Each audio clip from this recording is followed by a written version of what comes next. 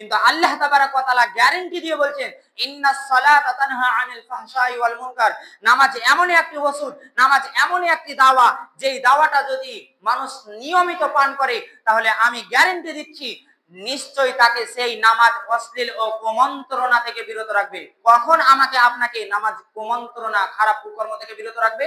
যখন আমার অন্তরে এ কথা ধাক্কা মারবে তখন আমাকে বিরত রাখবে। যেমন ধরে নেন, আজ আমি এখান থেকে জুমার নামাজ পড়ে বের হচ্ছি, বাড়িতে গিয়ে শুয়ে শুয়ে চিন্তা করছি, হঠাৎ করে আমার বাড়ির পাশে এমন একটা বেহুদা কাজ চালু হয়ে গিয়েছে, যেই কাজের দিকে আমি এগিয়ে যেতে লেগেছি, হঠাৎ করে আমার মাথায় ধাক্কা দিল যে আমাকে তো আসরের নামাজ আদায় করতে হবে, আমি কেন ওই বেহুদার কাজ যাব, আমি জুয়ার আড্ডাতে কেন যাব? ধরে নেন যে মদ পান করতে যাচ্ছেন, যখন আপনি মদ পান করতে যাচ্ছেন, গিলাস হাতে নিয়ে নিয়েছেন, হঠাৎ করে মুয়াজ্জিন সাহেব হাইয়া আলাস সালাহ বলে দিল, তখন আপনার অন্তরে একটি কথা ধাক্কা দিল যে আমাকে তো কামিয়াবের দিকে ডাকছে, আমাকে তো যেতে হবে। আপনি যখন মদের গিলাস ছেড়ে চলে আসবেন তখন আপনাকে নামাজ অশ্লীল ও কুমন্ত্রণা থেকে বিরত রাখবে, নয়চেত কখনোই আপনাকে নামাজ অশ্লীল ও কুমন্ত্রণা থেকে বিরত রাখতে পারবে না যতক্ষণ না আপনার এই কথাটা অন্তরে ধাক্কা দিবে, বেজে উঠবে যে আমাকে নামাজ পড়তে হবে আল্লাহর নৈকট্য লাভ অর্জন করার জন্য। আজ বর্তমান সমাজে আমরা নামধারী মুসলমান হয়ে লোক দেখানো নামাজ পড়তে এসে কি করে আমরা পরিবর্তন করতে পারি?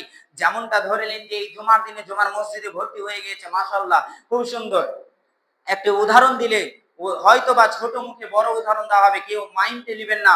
ধরে নেন যে এই নামাজ পড়তে এসেছেন, এর পরিবর্তে আল্লাহ তাবারাক ওয়া তাআলা আমাকে আপনাকে 1000 করে নেকি দিল, 1000 করে নেকি দিল। কিছু যুবককে যদি বলা হয় যে ভাই তুমি নামাজের দিকে এগিয়ে এসো, হঠাৎ করে তারা মুখের বাক্য ব্যবহার করে এখনো আমাদের বয়স হয়নি, এখনো আমাদের বয়স হয়নি, অথচ তার প্রাপ্য বয়স 24 থেকে 25 হয়ে গিয়েছে, আমার বয়স 25 হয়ে গিয়েছে, অথচ আমি বলছি যে এখনো আমার নামাজের বয়স হয়নি।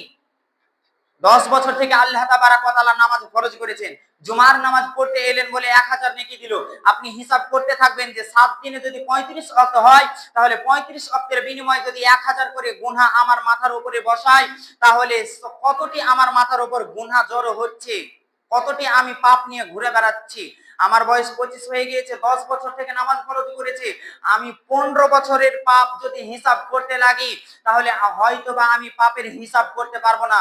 এতটি পাপ নিয়ে আমি মাথার উপরে এতটি পাপ নিয়ে ঘুরে বেড়াচ্ছি, অথচ গর্ব করে বলছি যে আমি মুসলমান। কিভাবে আমি নিজেকে পরিবর্তন করতে পারবো? কিভাবে আমি নাজাত পাবো?